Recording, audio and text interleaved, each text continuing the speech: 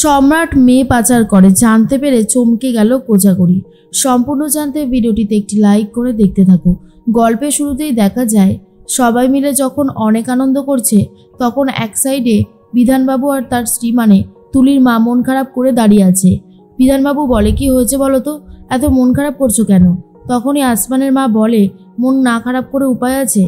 কত ছোট বয়স থেকে আমি সংসারের হাল ধরেছি, তারপর বিয়ে করে তোমাদের বাড়িতে আসলাম, সেখানে এসেও সংসারের হাল ঠেলতে হলো। আস্তে আস্তে নিজের সংসারটা বড় হলো, তুলি হলো, সেই তুলির আজকে বিয়ে। কি করে মেনে নেব বলো এত সহজে? কারণ মেয়েটা যে আমার পর হয়ে যাচ্ছে, ও যে আমার কাছ থেকে অনেক দূরে চলে যাবে। বুঝতে পারছো আমার কতটা কষ্ট হচ্ছে? আমার বুকের ভেতরটা ফেটে যাচ্ছে। আসমানের বাবা বিধানবাবু বলে, দেখো মেয়ে বড় হলে তার তো বিয়ে দিতে হবেই, আমাদের তো কিছু করার থাকে না। এই যে তোতা বিয়ে করে যদি আমাদের বাড়িতে না আসতো তাহলে কি আমরা এরকমভাবে বদলে যেতে পারতাম? বিশেষ করে তুমি আসমানের যে বদলটা সেটা তো দেখে আমি অবাক হয়ে যাই। আমি তো কোনোদিনও ভাবিনি যে আমার ছেলে এত বড় একটা চাকরি করবে, এমন ভাবে যে সবটা ঠিক হয়ে গেল না। আমার খুব ভালো লাগে জানো। আর এই যে তোমাকে তো রীতিমতো নতুন করে আবিষ্কার করেছে তোতা, সে কথা কি আর অস্বীকার করবার জো আছে বলো? তখনই আসমানের মা বলে, হয়েছে, অনেক প্রশংসা করেছো, আর প্রশংসা করতে হবে না। আসমানের বাবা বলে, কেন প্রশংসা করব না গিন্নি, তোমার প্রশংসা তো করতেই হবে। আজকে তোমাকে সাজুগুজু করে যা লাগছে না, তোমার দিক থেকে চোখ সরানো যাচ্ছে না, খুব সুন্দর লাগছে তোমাকে। আমি শুধু মনে মনে ভাবছি আমার এই গিন্নিকে কতদিন যেন ভালো করে দেখি না, নতুন করে চিনলাম। এর মধ্যে আসমানের মা বলে, হ্যাঁ গো, মেয়েটা সুখী হবে তো? আর তখন বিধানবাবু বলে, কেন সুখী হবে না? আমি নিজে গিয়ে দেখেছি পাত্রকে, তারপর আসমান তোতা সবাই তো দেখেছি, অসুবিধার তো কিছু নেই। সব ভালোই মিটে গেলেই তো ভালো। বিয়েটা আর কিছুক্ষণ পরেই কমপ্লিট হয়ে যাবে, তারপরে আমরা আবারও গিয়ে ওদের সাথে দেখা করব। এর মধ্যেই সম্রাটের সাথে বিয়ের অনেক নিয়মকানুনই হয়ে গেছে তুলির, আর কিছুটা নিয়মকানুন বাকি আছে। আসমান তখন বলে, দেখতে দেখতে আমার বোনটা পর হয়ে যাচ্ছে তোতা, আমি ওকে কালকে কি করে বিদায় দেব বলো তো? আমার মন তো মানছে না, ভীষণ কষ্ট হচ্ছে। তখনই তোতা বলে, আচ্ছা আমিও তো আমার বাবা মাকে ছেড়ে এই বাড়িতে এসেছি, তাহলে ভাবো আমার কতটা কষ্ট হয়েছে। মেয়েদের জীবনটা তো এমনই, আজ এখানে তো কাল ওখানে, কিছু করার থাকে না, তবুও সব কিছু মানিয়ে নিতে হয়। তুলিও পারবে সব কিছু মানিয়ে নিতে, তুমি এত চিন্তা করো না, আশা করি সব ঠিক হয়ে যাবে, আমরা আছি তো। আসমানের মনটা খারাপ হয়ে যায়।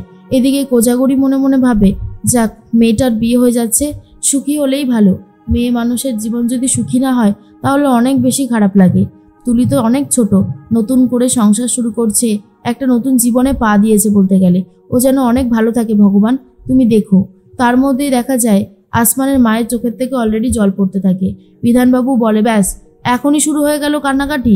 এখন এত তাড়াতাড়ি কান্নাকাটি করলে হবে? এখনও তো কত কিছু বাকি আছে। একদম কান্নাকাটি করবে না। আমার মেয়েটার বিয়ে হয়ে যাচ্ছে বলে কান্নাকাটি তুমি করবে না, কিন্তু ওর মনটাও খারাপ হয়ে যাবে। দূরে গিয়ে ও থাকবে কি করে বলো? ওর তো থাকার মতন কোনো কিছু থাকবে না, আমাদেরকে চাইলেও পাবে না। আমরা তো তাও এখানে সবাই একসাথে থাকবো। এই কথাগুলো ভাবলেই তো ওর খারাপ লাগবে, তাই একদম এখন কান্নাকাটি করবে না, কথাটা যেন মাথায় থাকে। তখন তুলির মা বলে, কি বলছো গো? কান্নাকাটি করবো না বললেই কি আর কান্নাকাটি করবো না এটা হয়? আমার মনটা অলরেডি খারাপ হয়ে রয়েছে, কি করব বুঝতে পারছি না। তখন বিধানবাবু বলে, সব ঠিক হয়ে যাবে।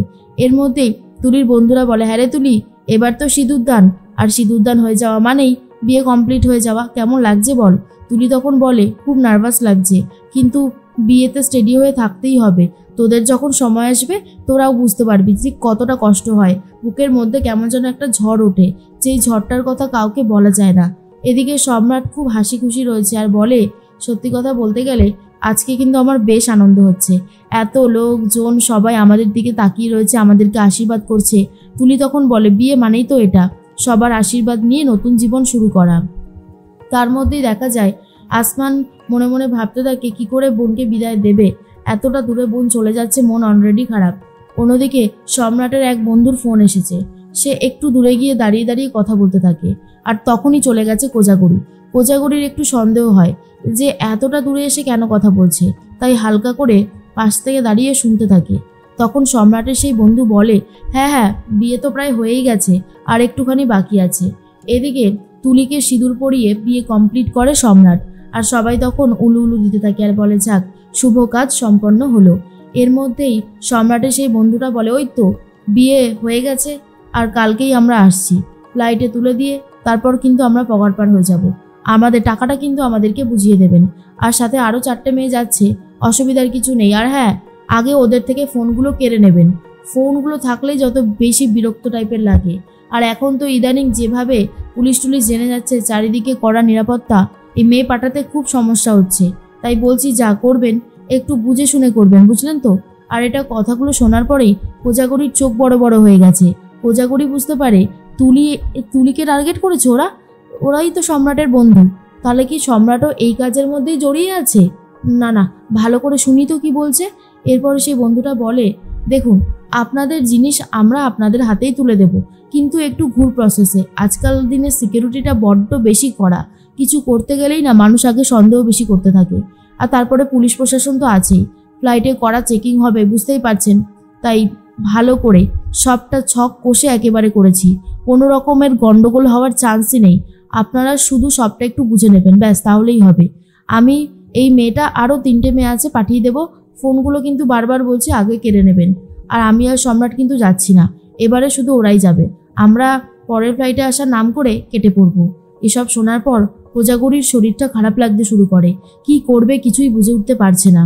এদিকে তোতা আর আসমান বসে আছে, খেলা শুরু হয়ে গেছে।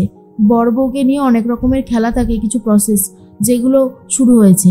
আর সেটা দেখার পর কোজাগরি বলে, এবার আমি তোতাকে কি করে ডাকি? তখন বলে, তোতা এদিকে আয় তো, তোর সাথে কিছু কথা আছে। এরপরেই তোতা বলে, মা আমি এখান থেকে কি করে যাব? দেখছো না এখানে এই খেলাগুলো হচ্ছে, এখন দেখি কি হবে। এরপর একটা দুধে আলতা জায়গায় বরের টোপরের থেকে কিছুটা অংশ, বউয়ের টোপরের থেকে কিছুটা অংশ নিয়ে জলের মধ্যে ছেড়ে দেওয়া হয়। আর তখনই তোতা বলে, দেখো দেখো, বর তো পালিয়ে পালিয়ে বেড়াচ্ছে আর বউটাকে একা ছেড়ে দিয়েছে। এই কথাটা বলার পর কোজাগরি বলে, তোতা তোকে তো ডাকলাম, তোর কাছে যে সোনার জিনিসটা দিয়েছিলাম সেটা দে। তোতা বলে, কোন সোনার জিনিস তুমি আমার কাছে দিয়েছিলে মা? তোমার কোথাও একটা ভুল হচ্ছে। আর তখন কোজাগরি বলে, আমার কোনো ভুল হচ্ছে না। আচ্ছা তোকে যতক্ষণ ডাকছি ততক্ষণ তো আসতে পারতিস নাকি, এদিকে আয়। এরপর আসমান বলে, তোতা যাও, কি বলবে? তোতা বলে, দাঁড়াও মা, এটা দেখেই আসছি।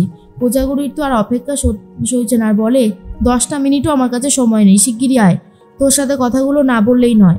আর তখনই তোতা বলে, এত কি ইম্পর্টেন্ট কথা? আর তুমি আমাকে মনে হয় কোনো সোনার জিনিস দাওনি, হয়তো আমার শাশুড়ি মাকে দিয়েছো, দেখো আমার কাছে কিন্তু নেই। কোজাগরি বলে, নেই, আগে খুঁজতে হবে। আমি তো বলছি তোকেই দিয়েছি। আসলে ভরা বিয়ে বাড়ির মাঝখানে তো আর বলতে পারছে না, তাই তোতাকে সাইডে ডাকছে। কিন্তু তোতার মনে তো আর এসব কিছু নেই। তোতা মনে মনে ভাবে, মা এত ডাকাডাকি করছে কেন? এদিকে তুলির দিকে তাকাতেই কোজাগরির বুকটা কেঁপে ওঠে আর ভাবে, এই মেয়েটা যখন সত্যি কথাটা জানবে তখন না জানি কত বড় বিপদ হতে চলেছে।